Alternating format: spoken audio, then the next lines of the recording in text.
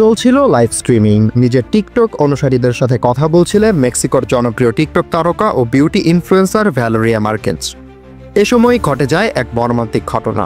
অস্ত্রধারী যুবকের আতর্কিত গুলিতে প্রাণ হারান 23 বছর বয়সী এই তারকা।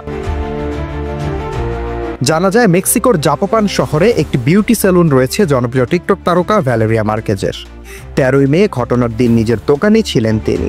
এ সময় টিকটকে লাইভে যুক্ত হন ভক্তদের সাথে। সেই মুহূর্তেই তার দরজায় আসে একটি পার্সেল। সেটি খুলে ক্যামেরায় একটি পিগি ডল দেখানোর পরপরই ঘটে যায় এই মর্মান্তিক ঘটনা। আতর্কিতভাবে অস্ত্রধারী এক যুবক ঢুকে পড়েন তার দোকানে। এই তারকার ঠিক মাথা বরাবর গুলি চালিয়ে পালিয়ে যায় সেই যুবক। লাইভেই দেখা যায় চেয়ারে বসা অবস্থায় মাথায় গুলিবিদ্ধ হয়ে ভ্যালেরিয়া রক্তাক্ত হয়ে ফ্লোরে লুটিয়ে পড়েন। এ সময় আরেক ব্যক্তি এসে তার মোবাইলটি তুলে নেন এবং সাথে সাথে লাইভ বন্ধ হয়ে যায়। মর্মান্তিক এই ঘটনায় শোকাহত তার 1 লাখের বেশি টিকটক অনুসারী।